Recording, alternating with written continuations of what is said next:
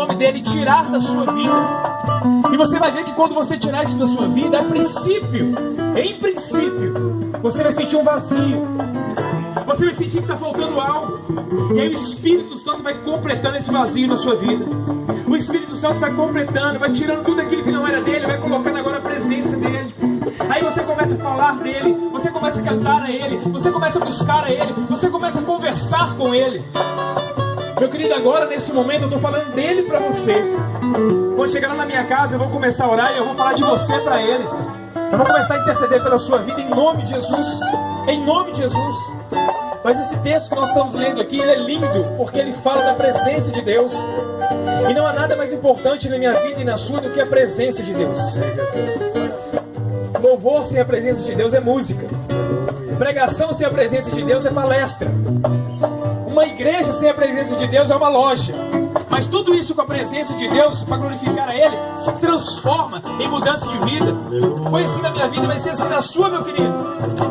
E esse texto que eu estou lendo aqui, ele é regido, ele é guiado por 3 perguntas. Eu quero fazer essas 3 perguntas para você agora. A primeira dela é, lá no verso 8, do capítulo 4. Os discípulos olham para Jesus dormindo em meio à tempestade e fazem uma pergunta com um tom de censura. Eles perguntam, não te importa que nós pereçamos? Não vai fazer nada não, Jesus? Você vai continuar dormindo desse jeito aí? Fingindo que nada está acontecendo? Será que a gente não está vendo eles para Jesus, não? Será que eu e você hoje não estamos falando, ei Jesus, você não importa comigo, não? Você não está vendo a minha situação, a minha causa, a minha circunstância? Você não está vendo tudo que eu estou passando? Aqueles discípulos também fizeram isso. Jesus havia pregado o dia todo. Ele estava cansado fisicamente. Ele entra no barco e ele vai dormir. Ele vai descansar. Mas quando percebem que aqueles discípulos não podiam mais fazer nada, aí eles fazem essa pergunta com esse tom de censura. Nós também fazemos isso às vezes. Quando todo o nosso recurso financeiro acaba, quando todo o nosso recurso emocional acaba, às vezes a gente volta para Jesus com essa pergunta de censura. E aí, Jesus, vai fazer nada não? Quem sabe hoje você acordou pela manhã e você não tem tudo que você quer, mas tudo que você precisa você tem. E o principal, você tem um fôlego de vida. A palavra de Deus diz que a misericórdia do Senhor se renova pela manhã. E essa misericórdia se renovou hoje, quando você abriu os olhos. Essa misericórdia renovou sobre a sua vida e te deu a oportunidade de você fazer diferente hoje. Quanto tempo tem que você não diz para os seus filhos que você ama ele? Quanto tempo tem você, filho, não pega esse telefone aí, liga para o seu pai agora e fala, pai, eu te amo, mãe, eu te amo. Quanto tempo tem que você não dá um beijo na sua esposa, olha nos olhos dela e fala, eu te amo. Jesus quer que você faça isso nessa manhã, em nome de Jesus. Hoje é noite de reconciliação, hoje é manhã de reconciliação. Hoje é manhã de você reativar laços que foram quebrados, em nome de Jesus. Mas por que aqueles discípulos tinham que crer em Jesus e não duvidar dele? Primeiro, porque havia uma promessa. Jesus, quando entrou no barco, falou, passamos para outra margem. Havia uma promessa, há uma promessa sobre a sua vida, meu querido. Há uma promessa sobre a sua casa, em nome de Jesus. Não é no meu nome não, pastor Juarez não é nada. É em nome de Jesus que essa promessa vai se cumprir. É em nome de Jesus que Ele está te falando. Continue caminhando, você vai chegar na outra margem. Continue caminhando, seu casamento vai ser restaurado, sua vida vai ser continuada na minha presença. Querido, fazer a vontade de Deus em meio à tempestade não é fácil. Não é fácil você continuar acreditando a Deus em meio à tempestade. Não é fácil você continuar acreditando em Deus quando os homens te decepcionaram. Sabe qual é a nossa dificuldade? É a gente tirar os olhos dos homens e colocar em Deus. Porque quando os homens nos decepcionam, a gente culpa Deus. Mas Deus nunca fez nada para você, fez? Deixa eu te fazer uma pergunta nessa manhã. O que é que Deus fez para você? O que foi que Deus fez? Aonde foi que Deus te decepcionou? Não foi Deus, foi as pessoas. Foram as pessoas, meu querido, em nome de Jesus. Paulo em Filipenses diz assim, ó, tudo me aconteceu e contribuiu para o crescimento do Evangelho. Quando Paulo está falando tudo, não foi as pregações não. Quando Paulo está falando tudo, ele está falando que foi quando ele foi preso, quando ele foi escarnecido, quando ele foi chamado de tagarela, quando ele foi chicoteado. Tudo isso ele fala que contribuiu à pregação do Evangelho. Sabe o que vai acontecer na sua vida quando o milagre chegar aí? As pessoas vão olhar e vão falar assim: ele perseverou, ela perseverou. Eu quero servir ao Deus que ele serve. Eu quero adorar a Jesus a qual ele adora. Porque as pessoas estão esperando a gente cair, derrapar, escorregar para apontar o dedo e falar: ah lá, cadê o Deus dele? Cadê o Deus dela? Ele está no mesmo lugar, esperando você, esperando que você transforme a sua vida, meu querido. Aleluia. Paulo em Filipos diz isso. Mas a nossa urgência de necessidade, ela é muito diferente da vontade de Deus. Toda a gente quer para ontem. A gente quer para ontem. A gente não tem aquela paciência de querer aguardar que o Espírito Santo vai fazer na minha vida e na sua, de acordo com a maneira dele. A gente quer para ontem. Quando a nossa vontade não se alinha com a vontade de Deus, a gente acha que Deus está atrasado. Sabe por que a gente ora, meu querido? Sabe por que nós oramos? Não é para mudar o coração de Deus, é para que Deus mude o nosso coração. E para que eu e você entendamos, saibamos que nós temos que entender que o tempo de Deus é diferente. Mas como trabalhar nossas lutas mais urgentes com o silêncio de Deus? Sabia que o silêncio de Deus muitas vezes ele fala mais alto do que o barulho do vento, do que a tempestade, do que os gritos que você tem ouvido? Jesus então se levanta de repente e ele manda que o vento acalme e a tempestade se acalme.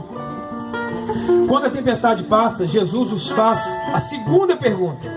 A segunda pergunta, que está aqui no verso: por que sois assim tímidos? Por que eu e você não somos assim tímidos? Por que eu e você muitas vezes duvidamos do que Deus pode fazer na nossa vida? Ou duvidamos que nós podemos ser instrumentos nas mãos de Deus? Olha esses homens aqui nessa manhã, tocando um pagode para o Senhor, tocando um samba para o Senhor aqui. Esse foi o talento que Deus deu a eles, e eles usaram o talento deles para alcançar vidas. Qual talento você tem? O que você tem que você pode fazer para transformar a história da sua casa, da sua família, da sua igreja, da sua vida que Deus te deu?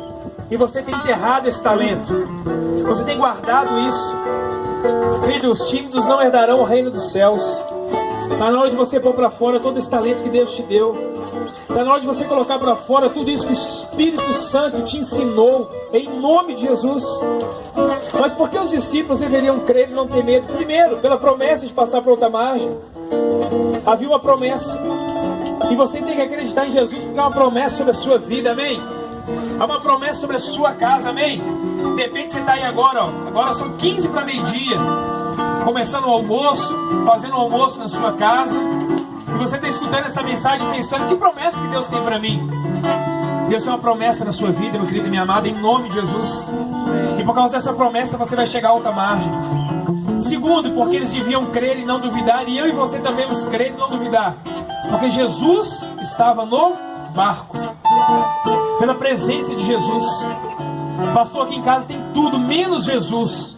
Ei, deixa eu te contar, ele está aí, ó, junto com você, nesse momento, e ele está esperando você ter uma transformação de atitude, uma mudança de atitude.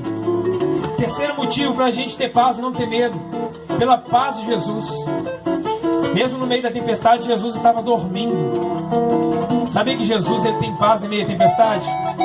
Muitas vezes é nós que não temos. E quarto, porque eu e você devemos crer em Jesus, pelo poder de Jesus. No texto ele mostra ter poder sobre a natureza. Ele manda que o mar, que a tempestade se acalme. Em seguida, quando ele chega ali naquela cidade, ele expulsa alguns demônios. Depois ele cura uma mulher. Depois ele ressuscita uma menina, pelo poder da palavra de Deus. Jesus ele tem poder sobre a natureza. Jesus tem poder sobre o inferno. Jesus tem poder sobre a enfermidade. E principalmente, ele tem poder sobre a morte. Ele tem poder sobre a sua vida, sobre a minha vida. Ele tem poder sobre eu e você, sobre a nossa casa, em nome de Jesus. E para a gente orar aqui, ó, a quarta pergunta que está no verso 41 diz assim, ó: quem é esse que até o vento e o mar lhe obedecem?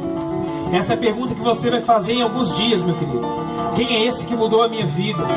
Quem é esse que transformou a minha história? Quem é esse que fez os meus filhos mudarem? Quem é esse que fez o meu marido transformar, a minha esposa ser uma pessoa melhor? Quem é esse, meu querido? Eu te falo quem é esse. Esse é aquele que lá na eternidade traçou um plano perfeito para a minha vida e para a sua. Amém. Esse é aquele criador do universo, porque a Bíblia diz que tudo é por ele e para ele, nada sem ele seria. Esse é aquele, meu querido, que os profetas anunciaram e que os salmos falaram. Esse é aquele que vem para curar e te libertar. Esse é aquele que ressuscitou dentre os mortos e está sentado à direita de Deus e voltará para buscar a mim e a você. Nós que somos salvos e remidos no sangue dele. Esse é aquele Filho de Deus que nos salvou do pecado, que te convenceu do pecado, meu querido. Esse é aquele que nos ama, mesmo em meio às nossas falhas e dificuldades. Esse é Jesus Cristo. Mas se Deus nos ama, por que nós sofremos? Porque muitas vezes Ele não nos livra da tempestade. Sabe por quê, meu querido? Porque a maioria das nossas lições nós só aprendemos quando nós estamos passando por lutas. Deus está no barco, Jesus está no controle, e essa luta sua tem um tempo determinado para acabar. Hoje é o tempo dela acabar, em nome de Jesus. Você crê nisso? Você que está ouvindo essa mensagem, você acredita nisso? Eu quero que você acredite. Se você não acredita, eu quero ter fé suficiente para crer junto com você. Em nome de Jesus. Em nome de Jesus. Nós estamos aqui pregando o Evangelho, essa simples mensagem, que ela possa entrar no seu coração nessa manhã. Pai, eu te agradeço por essa oportunidade, Espírito Santo, de estar aqui junto com esses homens e mulheres de Deus, junto com essa família do Senhor.